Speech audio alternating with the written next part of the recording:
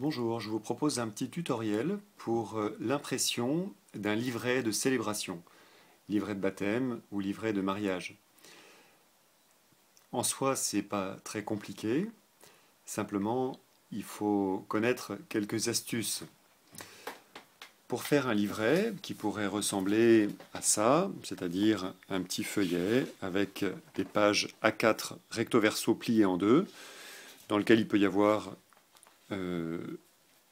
une feuille, simplement pliée en deux, ou bien deux feuilles, ou trois feuilles, ou même plus parfois pour un mariage, qui forment un livret comme ça, qu'on peut, ici les pages sont volantes, mais on aurait pu aussi les relier avec un petit lien comme ça, ou bien les agrafer.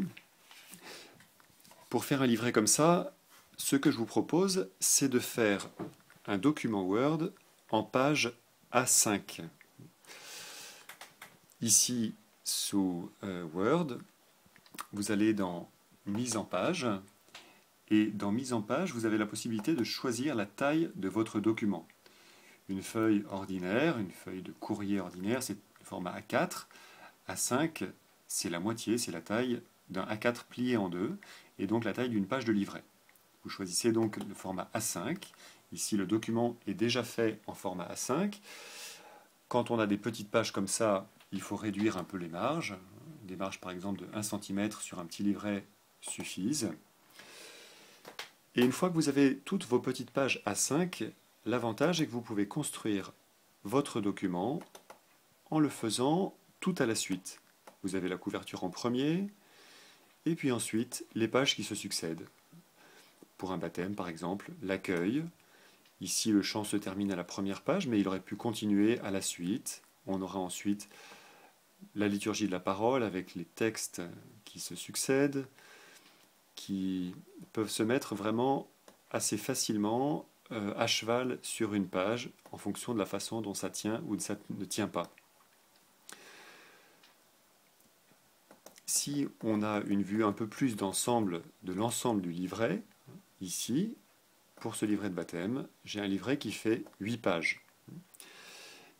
Ces 8 pages, il s'agit maintenant de les imprimer pour qu'au final, elles forment ce fameux livret avec des pages recto verso. J'en prends un ici qui fait juste 4 pages. Voilà. Juste 4, pardon, pas 4 pages, mais 8 pages, c'est-à-dire 4 feuilles. 4 feuilles avec 2 pages sur chacune. Et donc il s'agit que les choses au moment de l'impression tombent l'une en face de l'autre. Que ces 8 pages qu'on a ici, qui sont toutes à la suite, puissent ensuite être imprimées sous la forme de ce livret de 2 doubles pages. Alors comment faire? Eh bien, dans Word, il y a une option qui est prévue et qui permet de le faire très facilement. Dans l'onglet Fichier, ici, vous allez au menu Imprimer, logiquement. Vous choisissez votre imprimante et l'astuce est ici, tout en bas. Alors ici c'est Word 2010, peut-être que dans d'autres versions de Word il faut le chercher, c'est peut-être pas présenté exactement comme ça, mais sous un onglet ou sous un autre onglet, vous arrivez à trouver quelque part le nombre de pages par feuille. Et il faut sélectionner 2 pages par feuille. 2 pages par feuille. Vous le voyez ici. C'est important que ce soit coché, que ce soit sélectionné, que ce soit choisi. Une fois que vous avez choisi 2 pages par feuille, vous allez indiquer l'ordre dans lequel sont imprimées les pages.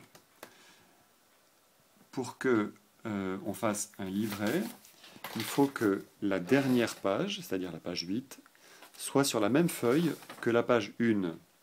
Et si vous retournez, vous voyez que la page 2, elle va se retrouver avec la page 7.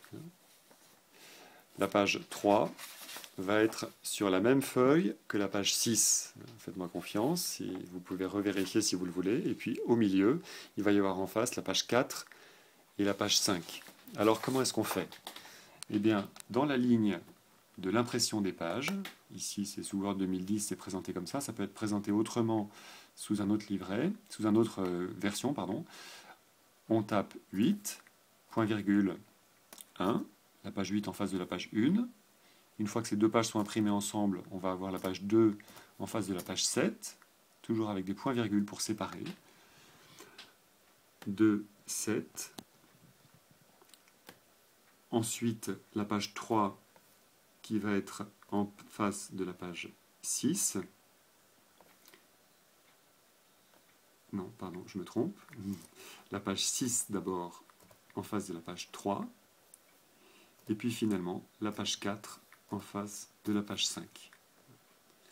Voilà le petit code qui vous permet qu'au moment où ensuite vous faites imprimer, eh ben, les pages vont sortir, alors ici en recto simple, mais l'une en face de l'autre. Après ça sera au moment de la photocopie que vous allez faire une photocopie recto verso à partir de recto simple, à moins que vous puissiez faire le choix d'une imprimante qui permet de faire des recto verso. Alors ici ça va être en mode paysage, c'est-à-dire en mode où les deux pages sont en longueur dans ce sens-là. Donc ça suppose bien que vous fassiez impression recto verso sur le petit côté si vous avez cette option-là. Peut-être que c'est plus simple pour vous de faire que des rectos et ensuite dans le chargeur de la photocopieuse de les mettre en recto puis en verso. Ou bien sinon, vous pouvez aussi faire vos impressions d'un premier côté. Vous allez imprimer la page 8 avec la page 1.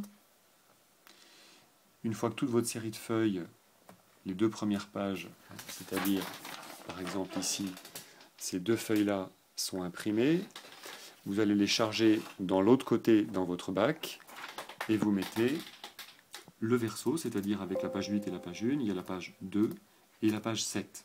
J'espère que vous me suivez. Vous aurez maintenant la première feuille recto verso qui sera faite. Ensuite, vous chargez des nouvelles feuilles blanches et vous allez mettre la page 6 avec la page 3. Une fois que toute cette série-là est faite, vous les retournez dans votre chargeur et vous imprimez la page 4 avec la page 5. Voilà. Eh bien, bon courage. J'espère que vous y arriverez comme ça.